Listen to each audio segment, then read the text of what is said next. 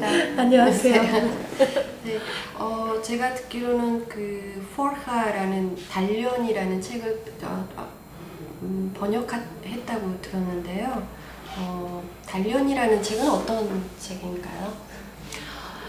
우리나라 말로 정확히 번역하자면 네. 단련이란 뜻도 되지만 원래는 그 여러 나라에서는 그걸 대장간이라고도 번역했고, 네. 근데 제가 이 직역을 하자면 단련, 용광로 뭐 이런 여러 가지 말이 되겠는데, 이 작품의 성격상 저는 그 성 이나시오의 네. 영신 수련과 똑같다고, 네. 그에 버금가는 책이라고 정말 자부하고 번역을 하게 되었어요. 네.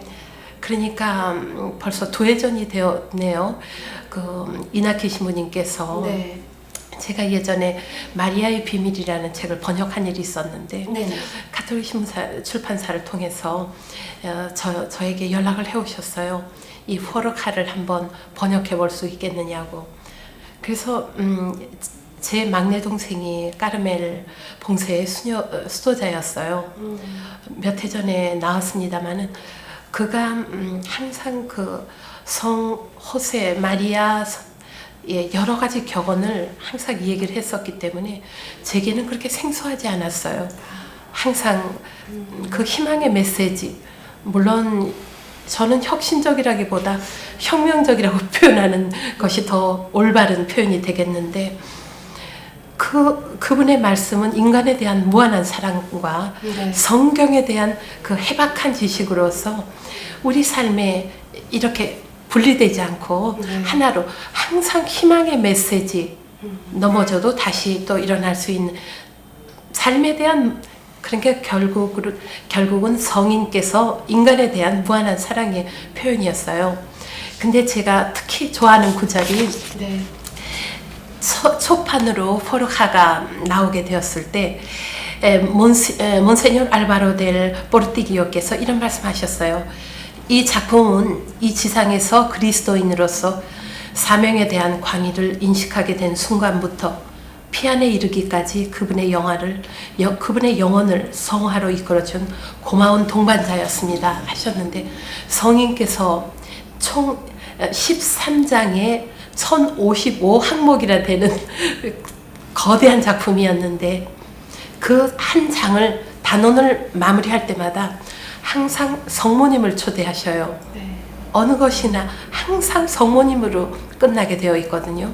근데 제가 봉헌자로서 특히 제 마음을 항상 돌보게 해주셨던 그 문항은 이 문항이었어요. 122번에 이런 말씀을 하셨어요. 당신께서 저에게 청하는 그 어느 것도 거부하지 않도록 하소서.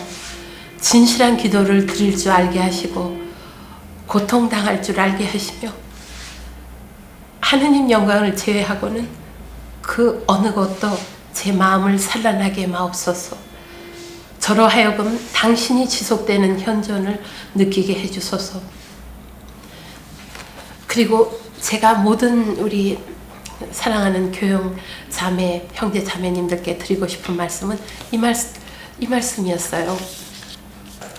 모든 일들을, 성인께서 498번에서 하신 말씀이신데요, 모든 활동은 하느님께 맡갖는 것이어야 하며 그것은 바로 하느님의 일, 오라치오 데이 오브세가 되어야 합니다.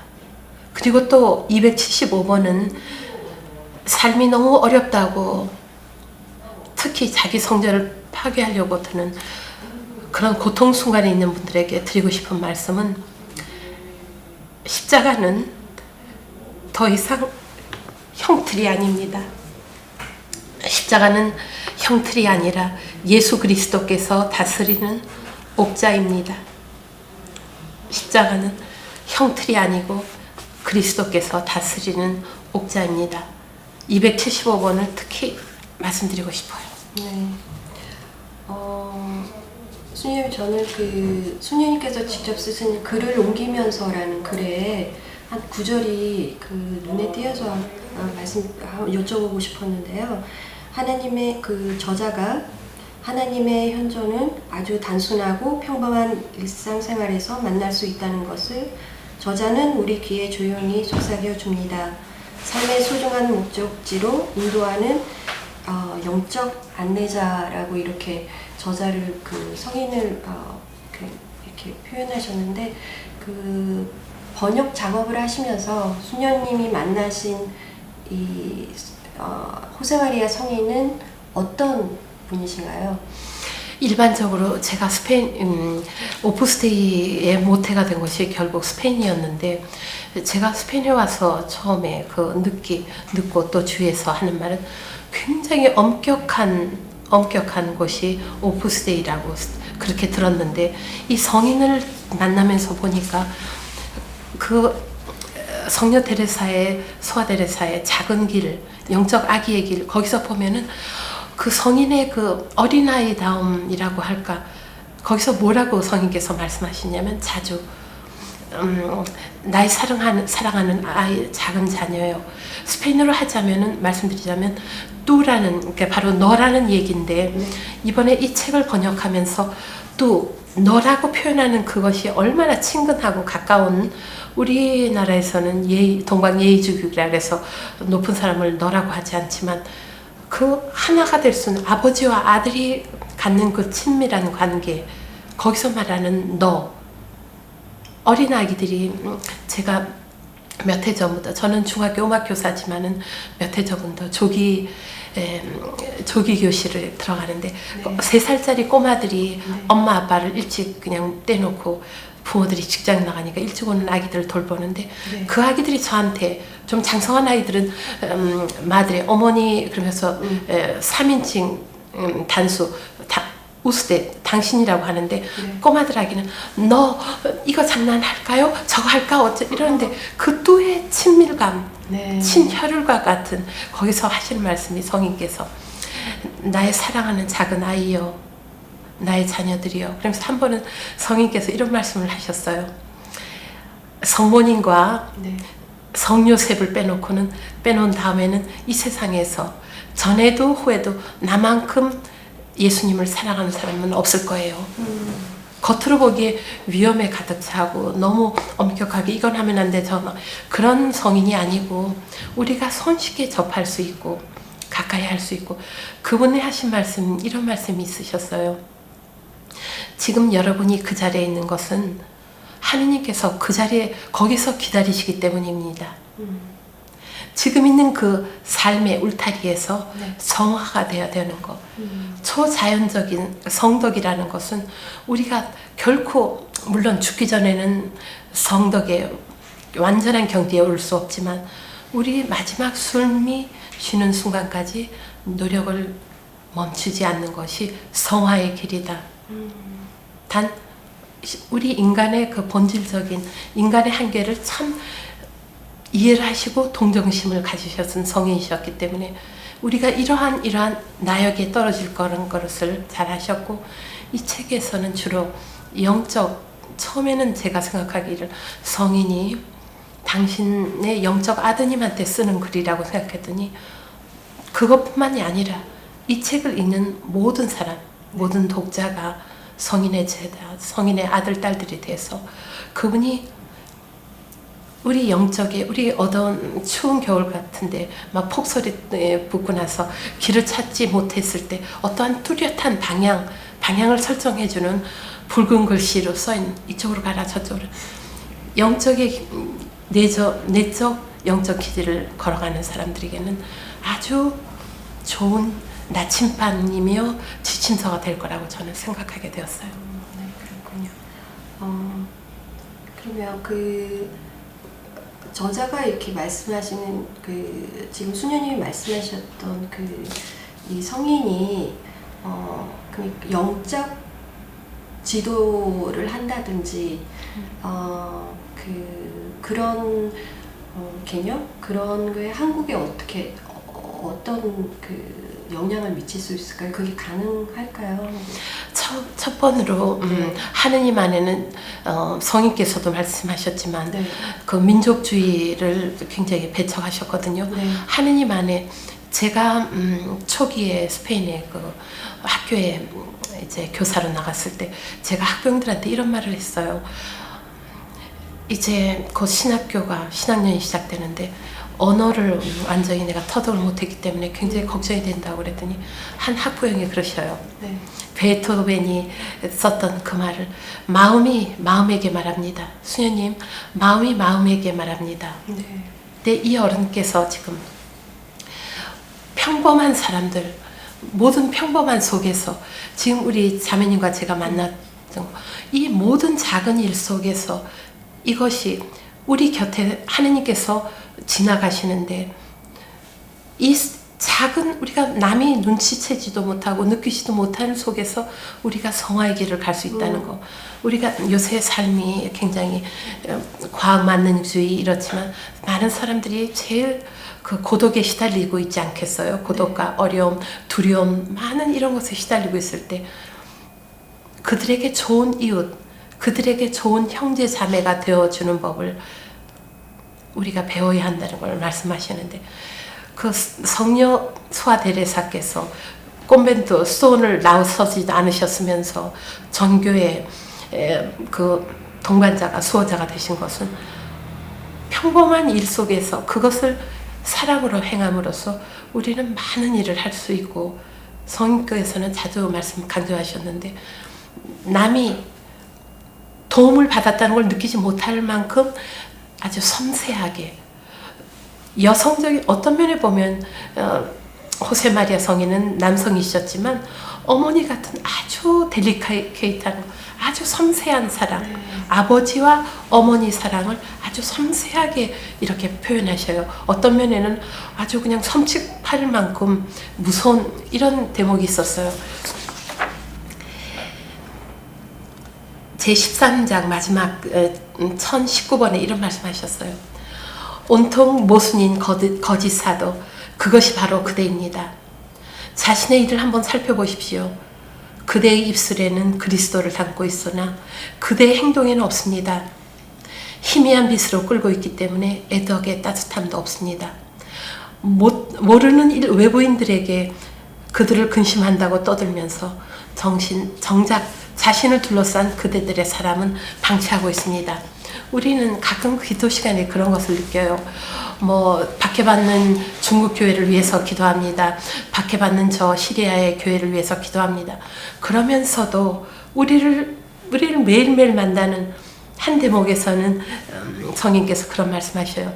매일매일 만나는 사람, 아침 인사조차도 하지 않고 외면하는 사람, 그 모든 사람들을 그러니까 저 멀리 있는 사람들을 사랑하기는 쉬운데 추상적인 사랑이죠. 실질적인 사랑이 아니고 바로 내 옆에 있는 사람들, 그들에 대한 사랑, 그들에 대한 복음화, 그들을 통해서 우리 인간의 일이 거룩한 일, 하느님의 일, 성화의 길로 나갈 수 있다는 걸 많이 말씀하셨죠.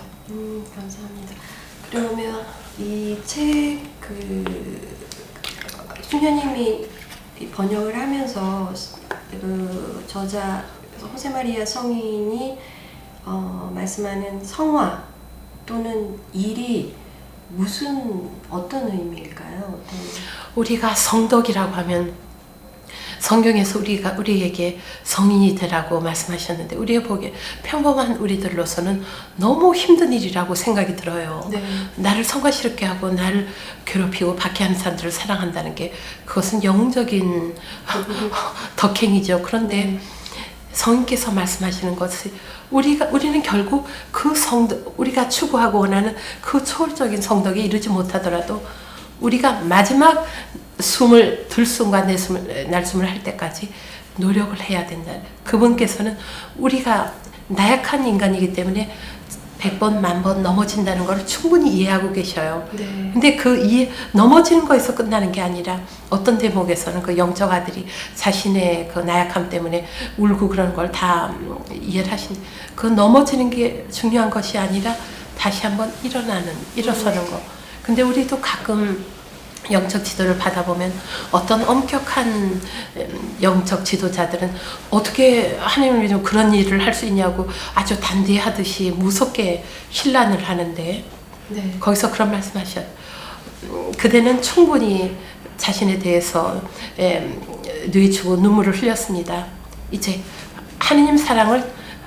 하나님께 대한 그 가능성, 하나님께 대한 희망, 새로운 지평을 열어주시고 다시 한번 일어나는 거. 한 문항에서는 그러셔요.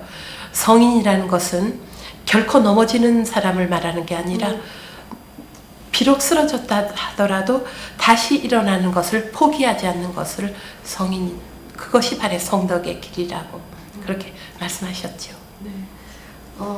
저같이 이렇게 평신도 같은 경우는 우리 모두 평신도지. 평신도 같은 경우는 어떻게 이게 가능할까요? 그 일상생활에서 이렇게 성화를 이룬다는 게 어떻게 좀 더 성인께서 어느 어머니에게 한 말씀이 있으셨는데 네.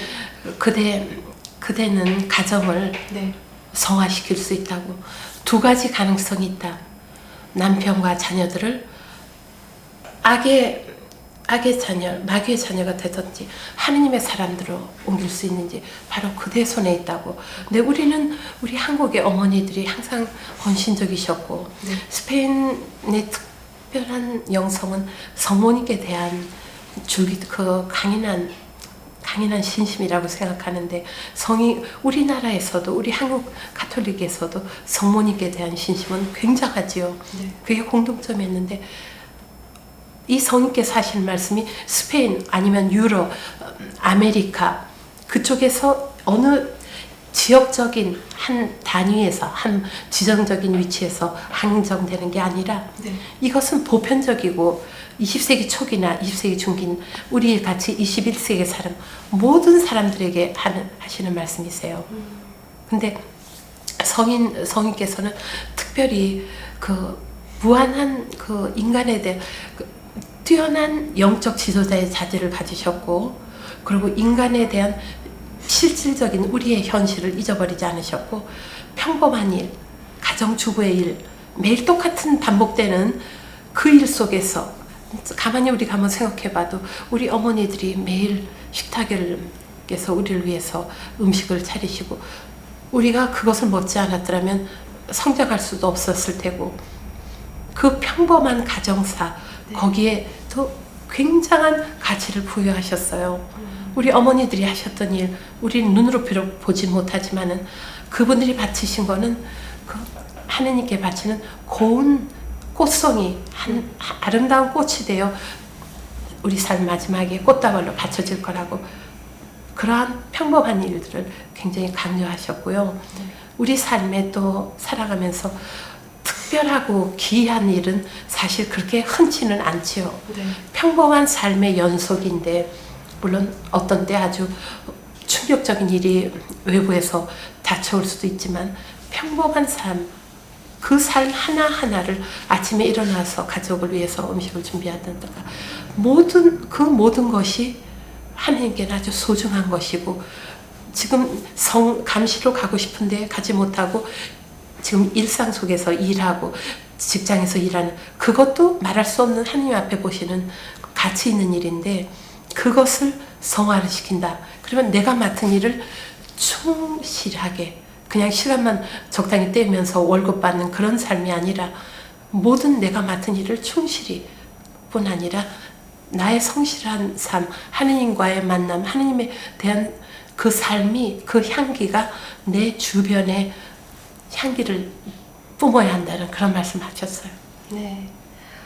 선생님 책을 보면 여러 장으로 이렇게 나누어져 있습니다. 뭐 눈부심이라든지 13장. 네, 뭐 비관주의라든지 부활, 전투를 뭐 승리라든지 여러 일, 뭐 단련, 선택 이렇게 여러 장이 있는데요.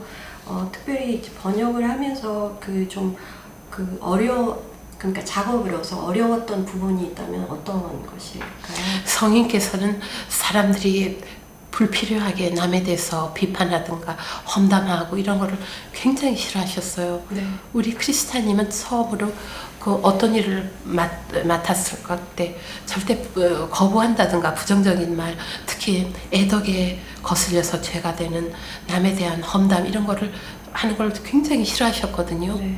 근데 성인께서 특히 우리 주변에는 많은 사람들이 무거운 십자가를 지고 짊어지고 가고 있죠. 근데 그 불필요한 그 남에 대한 말을 하는 거, 험담 이래서 가뜩이나 무거운 십자가를 지고 가고 있는 사람이 또 십자가를 지우는 경우들이 많거든요. 네. 그래서 한 번은 이렇게 엄하게 말씀하셨어요. 그대는 네 개의 발로 지탱하고 있으면서 어떻게 남을 비판할 수 있느냐고 그러셨어요. 네. 그러니까 스페인에서 네 개의 발로 지탱한다는 말은 대지 위에 두 발로 서 있지 못하고 인간이 약하기 때문에 손발 다 합쳐서 이렇게 간신히 살아가고 있다는 이 말을 하시는 거였거든요. 네. 그러니까 그대 자신도 이렇게 약하고 불완전하면서 왜 다른 사람들을 비판하는가? 어떤 면에서는 아주 무서울 정도로 네. 그렇게 특히 위선 이런 것들을 굉장히 싫어하셨고 또 성인께서는 남에게 칭찬받는 거 이런 거를 멀리하라고 하셨어요. 네. 그럼 우리가 이제 어떤 일을 하느님을 위해서 잘했다고 한다면 비록 오브스데이 하느님 일이라고 하지만 나도 모르게 나의 자아가 아주 커지거든요. 그래서 그 일이 잘 됐을 때는 기뻐하지만 그 한 일이 잘 되지 않았을 때는 아주 형편없이 그냥 땅에 막 엎어지고 이렇지 않겠어요. 네. 그러니까 성인께서 한번 그런 말씀하셨어요. 그대의 자아가 무섭게 커졌군요. 네. 무엇이 그대의 것이냐고. 네. 전부 하나님께 거저 받은 것인데 그래서 칭찬받고 환영받고 그 온갖 스포트라이트를 받는 거 이런 거에서 멀리하라고 그 말씀을 하셨어요. 네. 특별히 그 작업을 하시면서 한국의 이렇게 문화적이라든지 그런 좀 생소하던가 이렇게 그 내용을 전달할 때 좀 어려운 부분이 있었다면 어떤 부분이셨어요? 전반적으로 의역할 그 운율법을 많이 쓰셨기 때문에 네. 굉장히 좀 어려움을 겪기도 했었는데요. 네. 근데 아까 말씀드렸듯이 마음이 마음에게 말한다. 인간에 대한 무한한 사랑으로 쓰셨기 때문에 네. 물론 제가 여러 군데 의역한 곳이 있긴 했었지만 우리 문화에 그렇게 부딪힌다든가 그 거부감을 그런 면은 거의 없었다고 저는 생각이 되네요. 그렇군요. 네. 그리고 저도 그렇고 이번에 굉장히 애를 많이 써주신 이창훈 알폰소 소장님도 우리의 정서에 맞게 네. 바꾸시려고 굉장히 많이 애를 쓰셨어요. 네. 그분께도 감사 말씀을 드립니다. 네. 선생님, 제가 알기로는 호세마리아 성인이 이 단련이라는 책 말고 또 뭐 길이라든지 박봉랑이라든지 여러 책을 이렇게 저서 하셨다는 걸로 알고 있는데요. 다른 저서도 좀 보셨어요? 네, 두루 한국어로 번역된 거는 두루 네. 다 봤어요. 아, 예. 참 각자 그 독특하고 열심히 참 잘 되었는데 네. 제가 제일 참 존경하고 싶었던 분은 차주환 박사님, 네. 박고랏.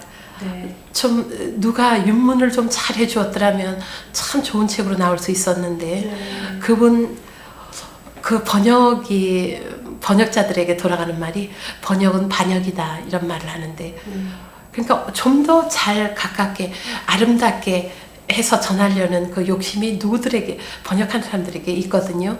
근데 그분은 정말 너무 충실하게 완고할 만큼 고집스러울 만큼 쉼표 하나에 점 2개 찍은 거 네. 이것까지 우리에게는 전달되기 힘든 것까지 그 본문에 너무너무 충실하셨어요. 네. 그래서 한 번은 그런 그런 희망을 가졌어요. 네. 이 차주환 박사님 박고랑을 많은 시간을 가지고 천천히 묵상하는 셈치고 다시 한번 해보고 싶다 그런 네. 욕심을 가진 적도 있었어요. 이게 다음 질문이었었는데 산티아고 마르틴 신부님의 마리아의 비밀이라는 책을 수녀님께서 번역했다고 이렇게 네. 얘기를 들었습니다. 그래서 혹시 앞으로 다른 번역한 책을 생각하고 계시는지. 제가 수도자이기 때문에 네. 사실 두 해 전에 스토어에서 광고에서 네. 관대하게 허락을 해주셔서 네. 그 제가 소임 맡은 일 이외에는 전부 이 작업에 손을 댔었어요. 아, 네. 온몸에 땀띠가 날 정도로 이 일에 몰두했는데 원래 그 원제는 마리아의 비밀이 아니었어요. 네. 마리아 복음서의 비밀이었는데 네. 번역하는 과정에서 바꿔달라고 했고 하느님 은총으로 그렇게 정말 베스트셀러가 되고 계속 책이 나온다는 것도 하나님 사랑의 기적이고 모국 교회를 위해서 제가 한 첫 번째 작업이었어요. 네. 근데 또 하게 될 것 같지는 않은데 박고랑은 제가 저의 수도 삶이 맞춰갈 때까지 제 자신의 성화랄까 제 자신의 봉헌 삶을 위해서 네. 그거는 좀 다시 그분에 대한 애정에서도 그렇고 존경 정말 훌륭하신 어른이신데 그 책을 좀 한번 다시 제 자신을 위해서라 한번 해보고 싶기는 해요. 네. 주님, 모처럼 모국에 오셨는데 이렇게 귀한 시간 내주시고 또 무엇보다 그 작업하시면서 여러 어려움이나 시간을 많이 소비하셨을 텐데 너무너무 감사드립니다. 단련의 기간이었었죠. 감사합니다. 네, 감사합니다.